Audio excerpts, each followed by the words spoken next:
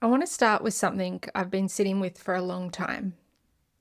When we get really good at our jobs, we expect to feel a certain way, steadier, surer, more like we've arrived. And for a while, that's exactly how it feels. And then for many of us, at some point, that can stop being true. The work that used to satisfy us doesn't, and the skills that built our career run into a wall. We find ourselves quietly carrying questions we're afraid to say out loud. Am I the right person for this? And why doesn't this feel the way I thought it would? Welcome to The Threshold, where we say the quiet part of leadership out loud. A show about the space between who you were and who the role asks you to be. I'm Amanda Ramplin. I want to start the season here with this episode because if you're listening, there's a reasonable chance this is exactly where you are. Maybe you've recently been promoted or the role you're currently in has shifted, and what your organisation is asking now is different from what it was asking a year ago. Maybe nothing has formally changed, but you've noticed something has changed in you. The work that used to satisfy you doesn't quite anymore. And the version of leadership you've been practicing for years suddenly feels like it's missing something, and you can't yet name what. Maybe nothing has changed. You're settled in the role, the work is going well, and you're simply starting to wonder what comes next. These are all the same moment. They're all threshold moments. The space between who you were as a leader and who this next chapter is asking you to be.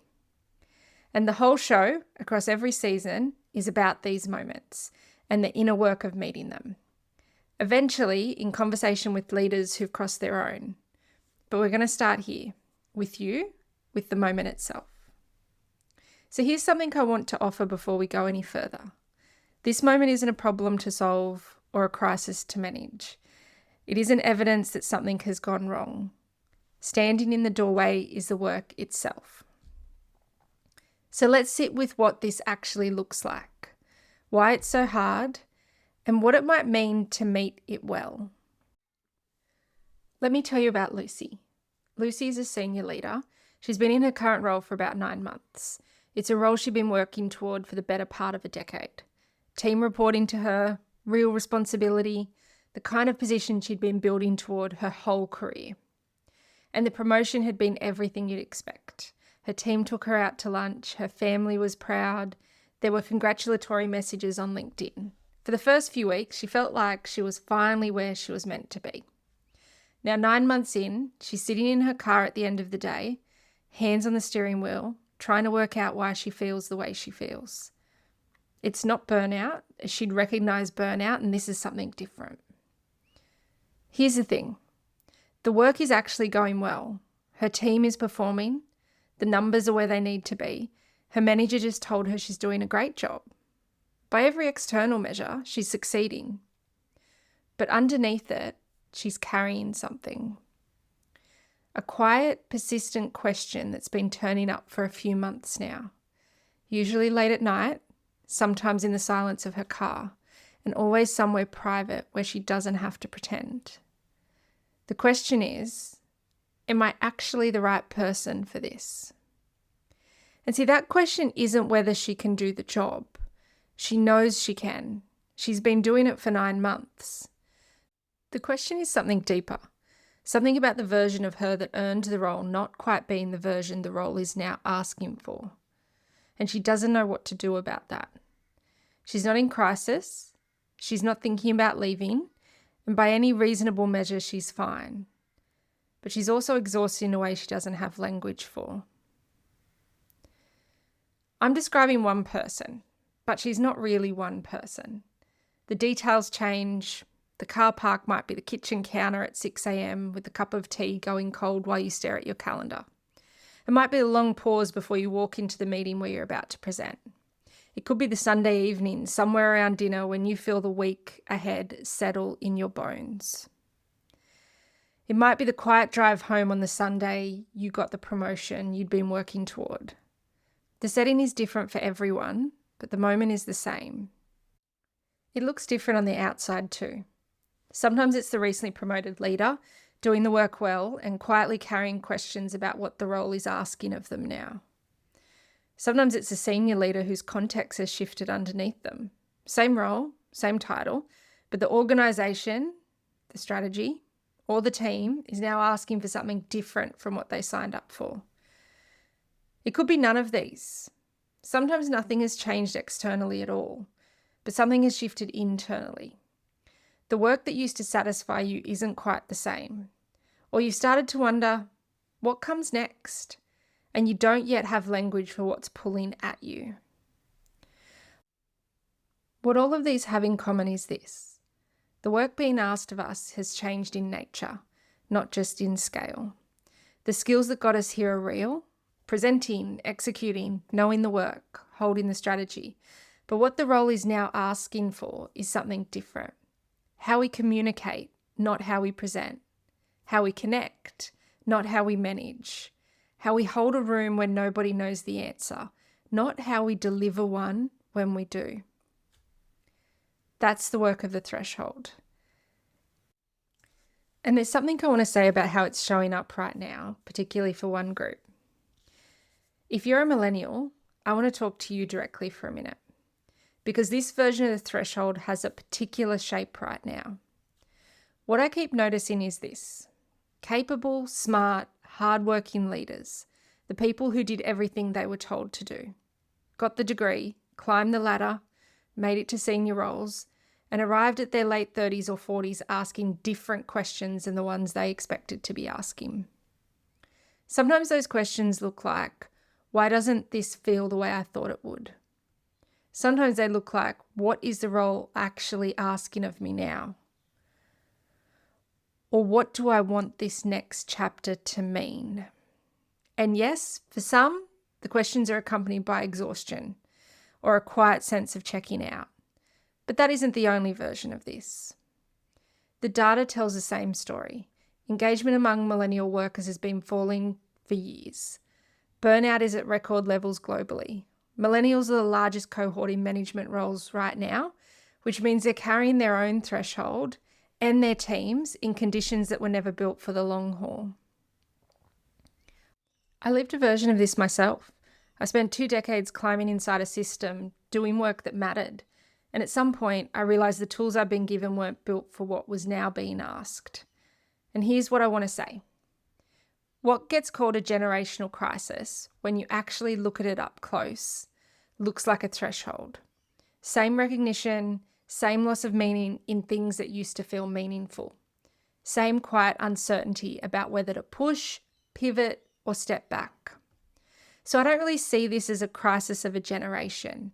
I think of it as what happens when a whole cohort hits a threshold at the same time, in the same conditions, and almost no one has a language for it. Now, if that's you, you're not broken. You're standing exactly where a lot of people are standing right now. And the work of meeting it is a work we'll keep returning to across this season.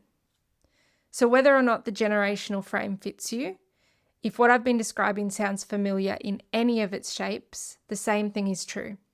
You're not failing, you're at the threshold. So why is this so hard? I want to sit with this for a minute, because I think most of us read our own difficulty at the threshold as evidence of personal failure, and it's not. The work of stepping up isn't a skills problem, it's an identity problem. And our culture, particularly corporate culture, isn't really built to support identity work. So we mistake it for something else and we try to solve it with the wrong tools. Here's what I mean. Most leadership development is built for a different kind of problem. It teaches us frameworks, models, tactics, how to give feedback, how to run a one-on-one, how to make decisions under pressure. Those things are genuinely useful when the problem we're trying to solve is, I need to know how to do a specific thing. But the threshold isn't that kind of problem. The threshold is what happens when the problem is no longer, I need to know how to do this. It's, I don't yet know how to be the person this role requires. That's a different question, and you can't solve it with another framework. So here's what I keep noticing over and over. We sense that something has shifted. We don't quite have a language for it, so we reach for the tool that's worked our whole careers. We work harder, we learn more, we read the book, we build a new skill. And it doesn't help. And not because the work is bad, it's just solving the wrong problem. What's actually happening at the threshold is that our nervous system is being asked to operate at the edge of who we currently are, not at the edge of what we currently know. And when our nervous system is at that edge, a few things happen. So our threat response goes up, not dramatically and not in a way we'd consciously notice, not as dramatically as it would for a caveman being chased by a lion, but quietly and persistently. Our amygdala, the part of the brain wired to keep us safe, reads the gap between who we are and who the role requires as a threat. And it does what it always does. It releases cortisol, it narrows our attention, it increases self-monitoring, and it decreases blood flow to the prefrontal cortex, where our creativity, curiosity, and presence actually live. The very capacities we most need to lead from. It isn't weakness, it's biology. And working harder makes it worse, because every additional thing we ask of ourselves adds to the threat load. The more we push, the more the nervous system protects us by closing down the very capacities we need to lead from. There's a second thing that happens at the threshold, and it's cultural rather than biological. Most corporate environments reward the appearance of having it together. There's a script for what a senior leader looks like, sounds like, holds themselves like. And the script doesn't include standing in a doorway, not yet knowing. So what do? We perform. We put on a face that says, I've got this. We modulate our voice. We speak with more certainty than we feel. And we often hide the parts of ourselves that don't fit the script. We do all of this on top of doing the actual job. There's a name for this, and it's impression management. The constant work of curating how we're being perceived. And it's exhausting in a very specific way. We're using our capacity in two places at once. Half of our energy is going to the work of leading, and the other half is going into managing the gap between who we are and who we think we need to look like. This is why so many capable leaders stay stuck at the threshold longer than they need to. Not because they're not good enough, but because they're spending half their energy in the wrong place. Not on the work, on the impression of the work. I've seen this in myself and in almost every leader I work with. It's one of the things that brought me to this work. The performance is real, the cost is real, and it deserves more attention than it gets. So what's the actual work? The work at the threshold isn't to close the gap by becoming the person we think the role requires. That just deepens the performance. The work is quieter than that. It's to inhabit ourselves differently, to bring more of who we are, not less, and to stop trying to be the version of a leader we think the role demands and start trusting that what we bring, when we bring it fully, is enough. This is harder than learning a framework, and it takes longer. But it's a work that once it begins, doesn't ask for force, it asks for honesty. And here's the line I want you to hold from this episode.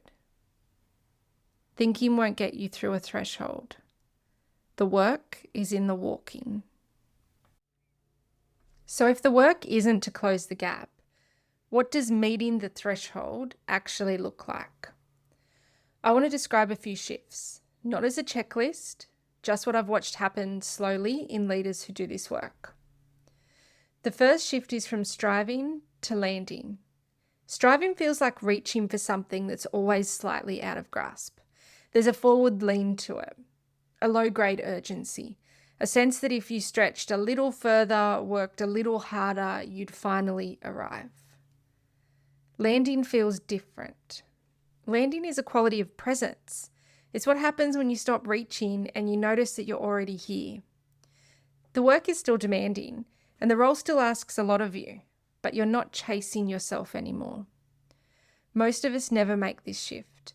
We strive our whole careers, we reach our most senior roles and still feel like we haven't arrived. The threshold is where this can change, if you let it.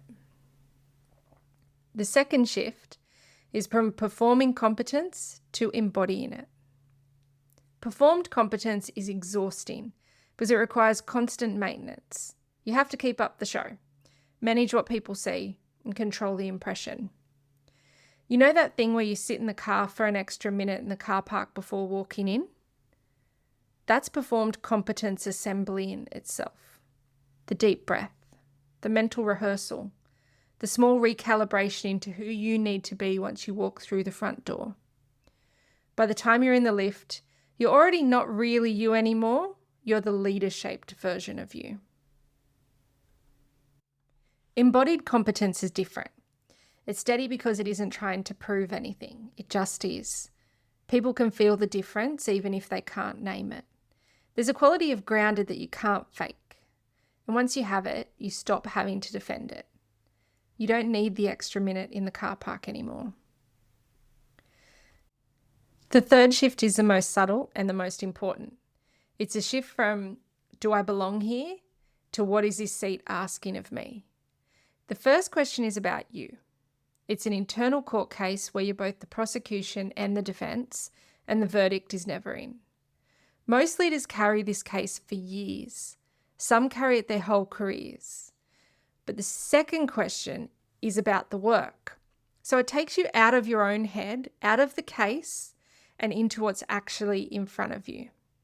What is this role, this team, or this moment asking of me? Not, am I worthy? What is it asking, and how do I meet it? You can spend a career in that court case, and some people do. 20 years of arguing both sides of whether you deserve to be where you are. But the good news is you can settle out of court at any time. You just have to stop showing up to the hearings. This shift, when it happens, changes everything. The fourth shift is what changes underneath the role. Remember Lucy from earlier, sitting in her car at the end of the day with her hands on the steering wheel? When this work happens, that scene ends differently. So same car park, same role, but she's not running the case anymore. The way she carries the role has shifted. Not because life got easier, or not because the role got less demanding, but because she stopped relitigating whether she was enough. The energy that was going into the case is now available for the actual work. She holds the role differently. She makes decisions differently. She walks into each day with a different relationship to it. I want to say something here about what this isn't. This isn't about confidence. Confidence is a feeling, and feelings come and go. What we're talking about is something underneath confidence, something steadier. The closest word for it is self-trust, the willingness to be present to what is actually being asked of you, even when you don't yet know how to meet it. The willingness to stand in the doorway without pretending you've already walked through. And here's something interesting. Self-trust isn't just a mindset. There's a physical signature for it in your nervous system. Neuroscientists call it vagal tone. And the leaders who develop it can stay calm when the threat response would normally fire. They keep access to themselves under pressure, and they make decisions from clarity rather than reactivity. It's a capacity you can build slowly with attention. That's the work of this whole season on the threshold. We're going to keep coming back to this idea in different ways across the next 7 episodes, because it's the work everything else stands on. So if you take one thing from this episode, let it be this. You don't have to feel ready to begin. You just have to be willing to stand in the doorway and not look away. If you're standing in this right now, here's the question I'd offer you. What would change this week if you stopped trying to feel ready? If you stopped waiting until you'd figured it out, or built the confidence, or solved the gap? If instead you trusted that standing in the doorway not knowing yet, is the work itself. What would you do differently? What would you stop doing? What would you start? You don't need to answer that today. Perhaps just sit with it. That's the first episode of The Threshold. Over the next episodes, we'll go deeper into the territory we've opened up today. And next time, we'll sit with what happens when competence stops being enough. The moment we try to solve the threshold by working harder at what we already know, and why that almost always makes it worse. If this episode has landed for you, the most helpful thing you can do is 2 things. Follow the show wherever you're listening so the next episode finds you. And if you have 30 seconds, leave a review. It genuinely helps other leaders find this work. If you know someone standing in their own threshold right now, share this episode with them. Sometimes the kindest thing is a quiet message that says, you're not alone in this. Thank you for being here. I'll see you soon.